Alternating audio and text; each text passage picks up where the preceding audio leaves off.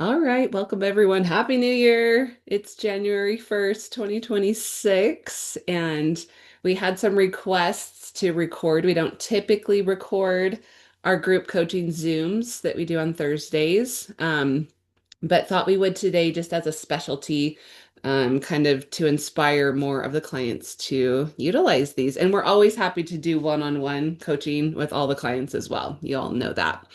Um, but okay, so I wanted to just like we usually do an opening question. The opening question is, what did you do last night for New Year's Eve? So Jared and I were a little lame, but it was last day of the month. We were wrapping up. Well, we have two different businesses, our Optavia coaching business and our Beam Light Sauna, red light therapy, infrared sauna business. So we were wrapping up two businesses month end last night and kind of just inspiring more people to be healthy. What can you do to be healthy this year, right? So we didn't go to any parties and we didn't dress up and we were up until midnight though, wrapping up month end. So we were a little bit lame. Welcome on, Raj. Our question is, what did you do last night for New Year's Eve? So who wants to come off mute and share? Quickly what they did last night. Melissa, you raised your hand.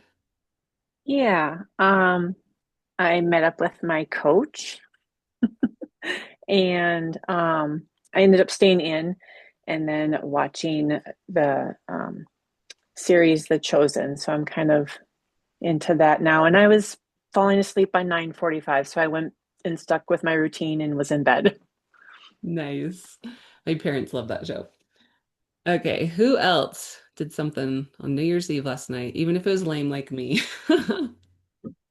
I'll go next. This is Raj. Oh, go ahead. Um, me and my family, we never go out for New Year's. We always celebrate indoors. Inside, it's either at our own house or at a relative, just indoors. But because I didn't go home this year, I was just at my home here in Utah. Uh, I was just watching some old video clips of me and my friends' motorcycle rides which I hadn't ever seen before. Because all we do is we just record and um, store them in our uh, portable hard disks. And this is 2 terabytes of that. I have another five and two, seven, and Wow. about 10 terabytes. Terabytes. We're not talking gigabytes of video clips to go. So that's what I did. That's amazing. I love that. Courtney, you were off mute too. What did you do last night? Yeah, we kept it pretty simple. I have two pretty small young children, so we just played games inside, mainly tag. It's pretty fun to have a 2-year-old and a 5-year-old chasing us around the house. And then pretty much just stuck to our routine, got the kids to bed and had some alone time as parents and went to bed. Listened to all the fireworks that were going off in the neighborhood. It's pretty fun. I love that. I always forget that people do fireworks on New Year's Eve until I start hearing them. I'm like, oh yeah, people do fireworks. They didn't do that where I grew up in California. I don't know why, but it's definitely a thing in Utah. Excuse me.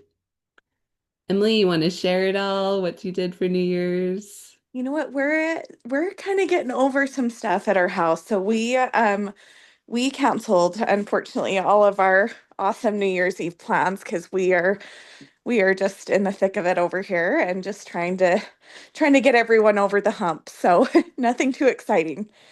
It's been going around, I tell ya. And welcome on Annabelle. Our check-in question was, what did you do for New Year's Eve? If you want to share, but if you don't want to, that's okay too. We are recording today just for fun to send it out to clients to inspire them to hop on these more. I actually went dancing. Was not great for my knee, but I did it anyway. That's fun. I think Annabelle lived it up the most out of everyone on here. That's what I'm. Good job, Annabelle. Awesome. All right. Okay. So, our kind of like health question for today is, have you ever had a failed New Year's resolution? you ever set a New Year's resolution and then it didn't stick? Can you think of one? And then while you're thinking of that, Jared, I want you to tell everybody about Quitter's Day. I don't know if you guys know this, but there is such thing as National Quitters Day, and it is the second Friday in January. Because on average, that is how long people stick with New Year's resolutions. We were on a coach's team training a couple weeks ago, and one of our coaches, Megan, she put it in the chat. She's like, "Oh my gosh, this year the second Friday is January 9th." It's like it's not even a full 2 weeks, right? I went to the gym this morning, and I go to a gym that all of the school district employees have free access to this gym. And I'm a high school volleyball coach, so technically I'm an employee of the school district. So I get to go and use this gym facility for free. It is massive. It's got indoor pickleball courts, it's got like all the equipment and stuff, and there's usually nobody in there. It was busy this morning. And I'm like, oh man, I hate the busy gym. I can't just like do my normal circuits and I have to like work around people. So I caught myself being selfish and I'm like, okay, I got to work in my little space.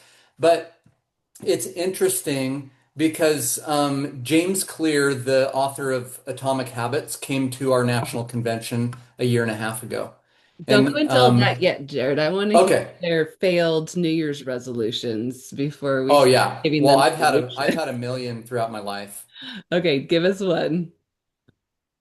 Oh, geez. Before I found Optavia, I think it was probably 5, 6, 7, 8 years in a row where I was like, okay, I'm gonna get back to my fighting weight, back to my healthy weight, and I'm just gonna stay here.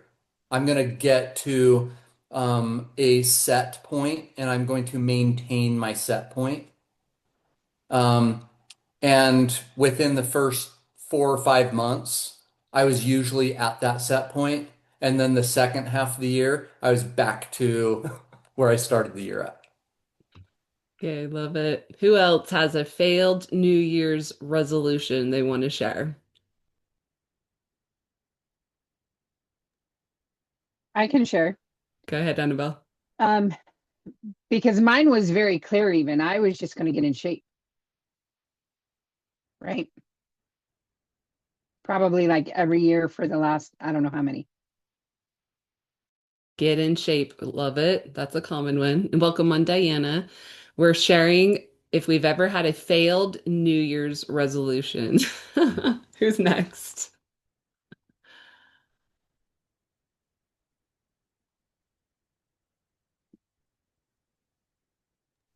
I'll I'll go share one. next. Oh. Oh, go ahead, Diane. Um, this one was kind of recent, just like I think it was 2 years ago. And I was actually really excited about it. I was planning on making like a mom hiking group where we would just go on small, easy hikes with our kids.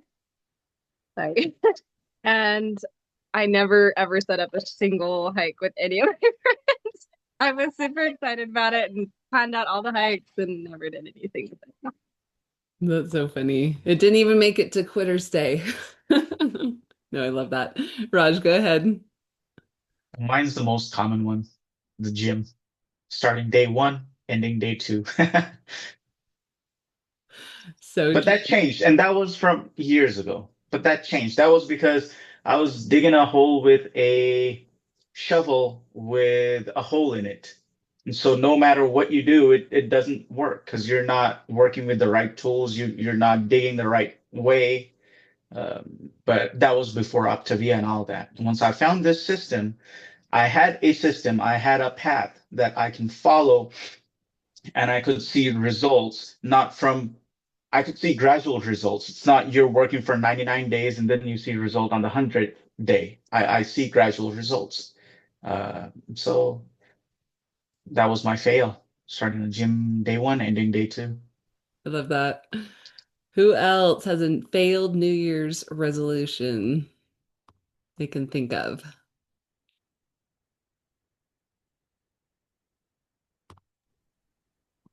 I'll share. Go ahead, Emily. It's been a couple years ago now, but more work-life balance. I mean, I was literally an Amber and Jared, you guys. I know you've got a lot on your plate, but more work-life balance, staying up till midnight. I get it with the end of months, but yeah, I was literally burning the candle at both ends with my career and, trying to be a mom and a wife and do all the things. And, and then with the holidays hitting and everything, I was like, we were just, it was crazy. So that was my goal. And unfortunately, about a month after I set that goal, I was hospitalized with COVID and it completely turned my life upside down. So I didn't have a choice but to find more balance in my life because of for health. And when you have no health, you have nothing, and that's been really humbling for me. Isn't that the truth? It's like sometimes we'll set like these resolutions or goals and then we don't keep them and then something forces us, like something serious, right? So that's a good point. Yes, So good. Who else has one? Failed New Year's resolution.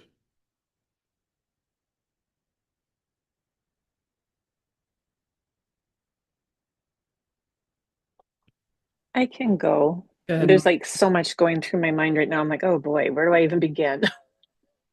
Um, I'd say with just looking at my past with the failed resolutions is kind of having, when it comes to my health and wellness, either that diet mindset or, just having a specific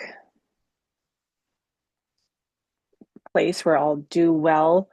And then if one thing throws me off, then it's like all or nothing. I'm like, oh, well, I failed, so I just might as well give in now. Um, and then just kind of building that consistency. Yeah, I think a lot of people could probably relate to that. Like, if you set one and then it's like, oh, I didn't do it exactly how I said, so forget it. It's like the all or nothing mentality. And that's probably a big part of the whole Quitter's Day thing, right? I love that, Melissa. Anyone else want to go?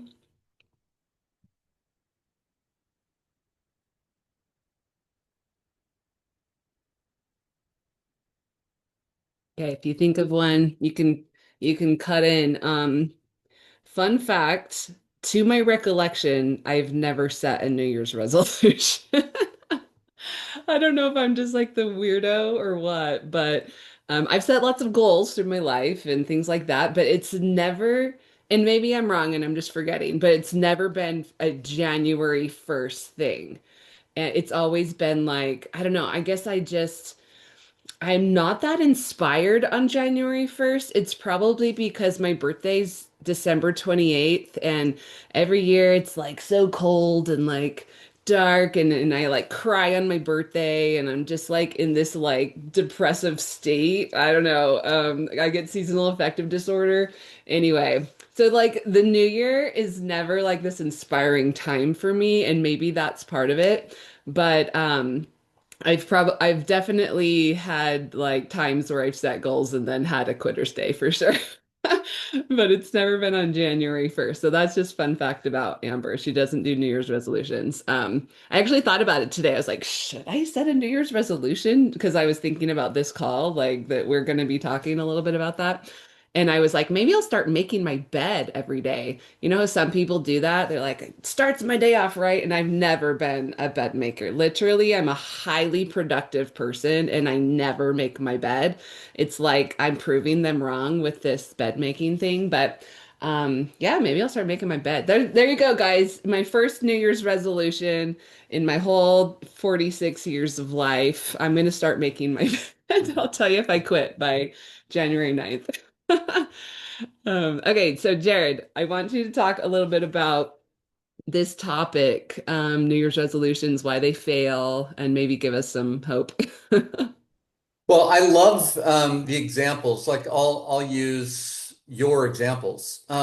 James Clear said, "The goal isn't to read a book, it's to become a reader," right? For Courtney, the goal isn't to plan hikes, The goal is to be a hiker, right? It's like we could even just go on our own hike with our own kids. And then after we have created that habit, we just put it out there to other people. Hey, we already do this. Just join us, right? Rather than we're putting a lot on our plate to be like, okay, I have to become a hiker and I have to invite people. So if one of those breaks down, 50% of the goal has broken down already, right? So it makes it really difficult. And it's easy to just say, well, I've already failed at half of it, so I'm just going to quit, or I'm just not going to follow through with it. The goal isn't to run a marathon. The goal is to become a runner or to move more, right? The goal isn't to learn an instrument, it's to become a musician. The goal isn't to attend the gym so many days. The goal is to become a perpetual moving machine. Just become more active in our lives. Some of the activity may be gym related because we want to get stronger, we want to get more flexible, we want to develop more endurance, whatever it is. But the goal is just to be more fit and healthy and adaptable and flexible to our surroundings. So what's mine? Like, I want a more like peaceful, tidy room. Well, so Emily used work-life balance, right? Oftentimes we look at work-life balance, and work-life balance is a total fallacy. Because even Emily's example is she was forced into work-life balance. It wasn't work-life balance. She was forced into a slower pace because she was sick. And she said it. She's like, when you are sick, you realize there's an old Chinese proverb that says you can have 1,000 problems if you're well, but the moment you're unwell, you only have one problem. Right? So that's not even work-life balance because now all of the attention goes on the sickness, overcoming the sickness. So there's not really such thing as work-life balance because if I'm giving attention to work, I'm out of balance with my wife, my kids, with my friends and stuff. The second that I focus on them, and I learned this from a mentor of ours. He's like, it's more about creating harmony. And what I've learned about harmony rather than work-life balance is it's about being present with where you're at. When I'm at work, I try to be present with my work, with my clients, with our members at our studio, with whatever I'm doing. If I'm with people, I try to be present with them, right? So new goals don't deliver results. New lifestyle creates results. So really, we try to harness. I mean, our culture has created this tradition of harnessing all of our energy at certain times of the year, whether it's New Year's, around a birthday, whatever it is, into setting new goals rather than just focusing on what are the lifestyle pieces that I know will create those results. It's not that the goals don't exist, but Jim Rohn said the reason we set goals is because it mandates that we become the person that's required to achieve those things. So the question is this year, like, okay, what do I want to develop in my life? And who do I want to be and become in the process of creating those results? Yeah. So being more driven towards the process and the habits and the consistency than the actual results, just chasing the results. Yeah, no, I love that, Jared. And I want to hear everyone's thoughts on this, on what Jared was talking about, like becoming that person. 'Cause this always like intrigued me, like people who are more successful with their goals versus not as successful, or maybe it takes them a few times or whatever. Like, what's the missing piece? I always am very intrigued by this question. And I asked myself this because I lost my weight. I lowered my cholesterol, just got more metabolically healthy about 21 years ago. And I actually didn't struggle with it. It was like I found out that my cholesterol was super high. And so I'm like, why doesn't other people, when they find out their cholesterol is super high, why aren't they successful right away, you know? And I was thinking about this, and I actually kind of had a realization this last week, and it was my identity is that I don't fail tests. This is stick with me. And I failed this cholesterol test. Like I got these bad numbers and I was like, what's happening? Like I don't fail tests. Like I don't have bad numbers. And it really like kicked me into gear to make the lifestyle changes that supported having good health numbers. And so that was kind of like my realization of why it wasn't that hard for me. I already had that identity that I didn't fail tests. So what's some other thoughts that you guys have? Like, what type of identity are you trying to create in order to be that person who easily achieves your goals? Or what thoughts came to your mind when Jared was talking about becoming that person, taking on that identity? And welcome on, Jen. I'll go first. Go ahead, Emily. I'm glad you're recording this session because I can't write my notes fast enough for all the good quotes that he said. So that's all I'm gonna say. I love that. We have a fan of the record today. I wish I could have hopped on. I was helping a client, so I couldn't do it. But I I think everybody just has different things that they work on. One of the things that I keep thinking is like it's just helpful for me to think I'm not a foodie. Like caring less about food. And to be honest, like I wonder, part of the identity of like I'm a freaking good cook is for me, and I know you are too, Amber. It's just been like fun to enjoy that as a process. And I have shifted, of course, in knowing how to cook healthy as well. And so that's fun and cool, but it's like that knowledge base sometimes helped you enjoy food more. And so just like not holding it so tightly that you like food. I love that, Jen. That's so true. And it's not only like becoming the identity that you are becoming to easily achieve your goals, it's sometimes letting go. It's letting go of some of those identities that you're currently holding on so tightly to. That's so good. Who else has some thoughts on this topic in our last 5 minutes? I like the idea of not pushing for balance, but recognizing that it's harmony that we really want. And one of the things that I've been learning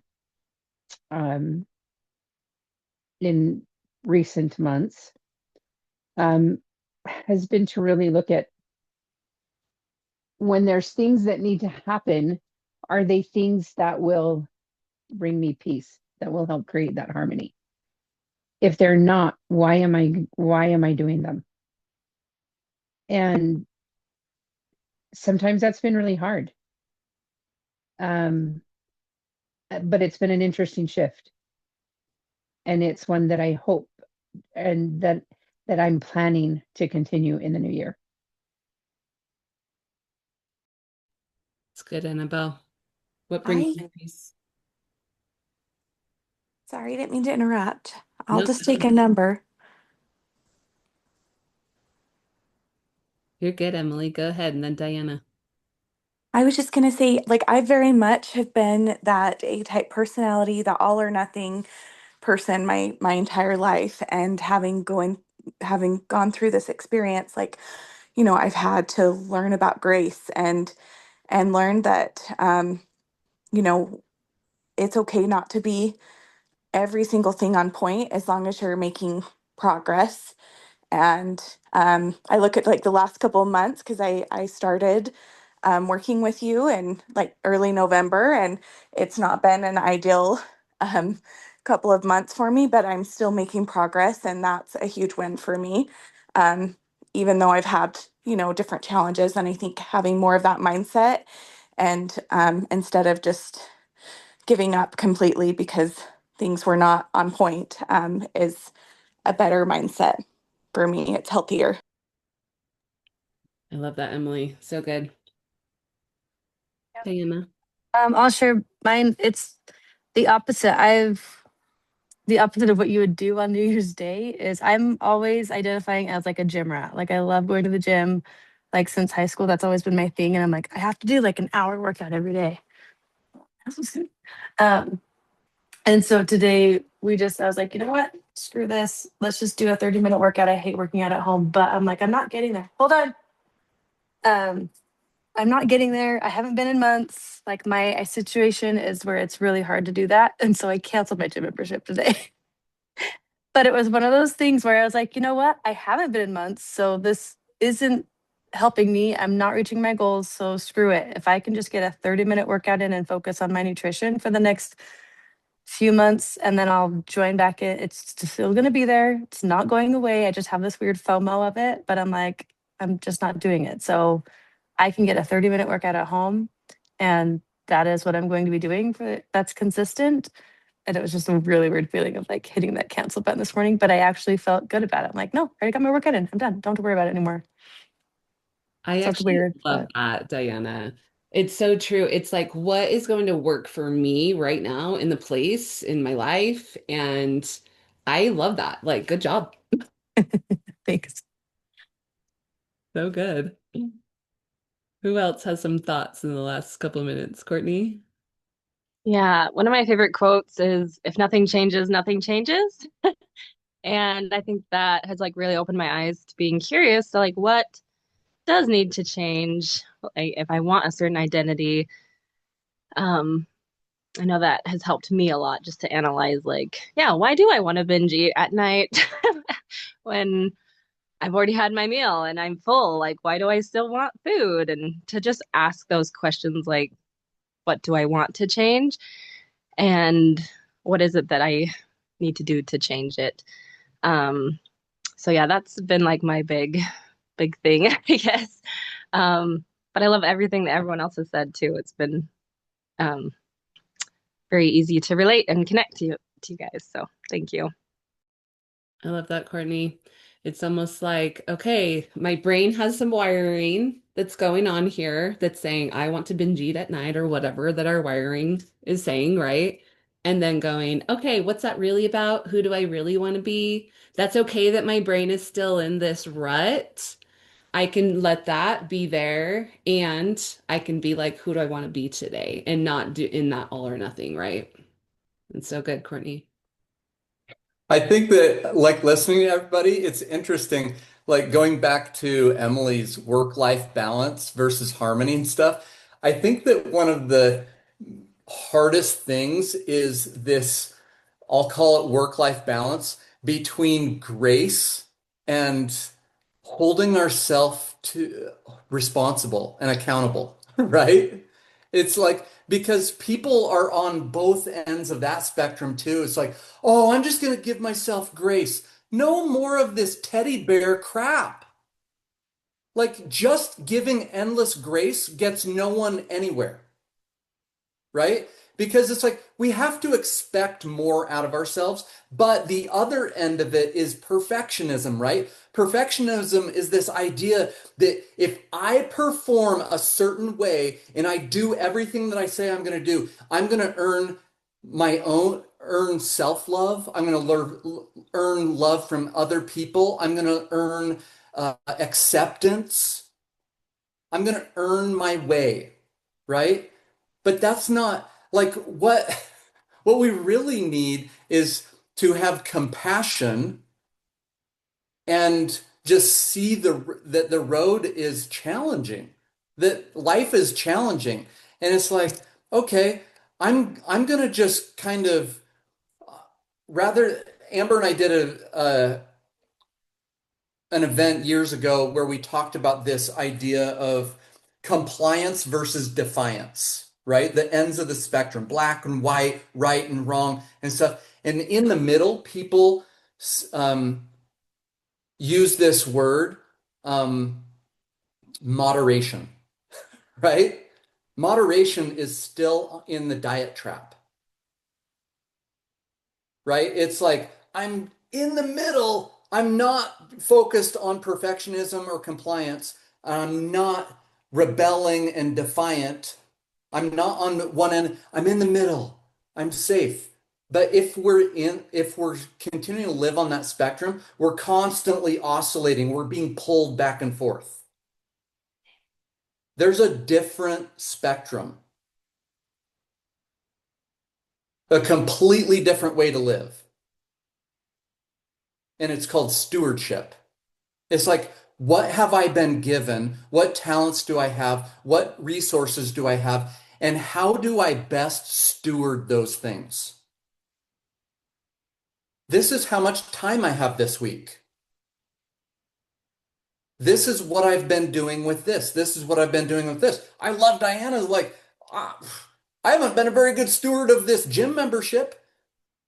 I can do 30 minutes at home and I'll probably get more 30-minute workouts in than going to the gym once a week or once a month or whatever and stuff. That's good stewardship. That's breaking the tradition of saying, I have to be somewhere in this middle between compliance and defiance. Stewardship is just about like, what do I want to create? What resources and support and coaching and all the things do I have at my disposal? And how am I going to use those things to do the best that I can today? I love that, Jared. So we're out of time, but I did want in the last little bit to talk about two opportunities. So one is the Metabolic Reset Project. If you wanted to join in on that, I think everybody got that in their text. You can take the metabolic age quiz. And then after that, it's $28 if you want to do the metabolic reset project. That $28 does not go in my pocket. If you do all your points and you like do your things and your steps and your water and your sleep and invite some people to it, then you will be a winner at the end and you get money back. I don't even know how all that works, but you get the money back, the people who do it. So that's kind of a fun thing that helps you stay on track if that inspires you. And then we have an event in Sandy, Utah on, is it Friday, January 9th, Jared? January 9th and 10th. Yep, correct. That is a free event for clients. Coaches pitch in for the venue, but for clients, that's a free event. And we're going to be talking about metabolic health. We're going to be talking about mindset. It's good to take yourself out of your everyday environment, put yourself in an environment, in a tribe, so to speak, of people where the things you want to do are the norm. And that's exactly what you're going to find there. So let us know if you want that link to register for that event. We'd love to see you in person. Okay, you guys, Happy New Year. Thanks for hopping on today. You're awesome. We'll see ya.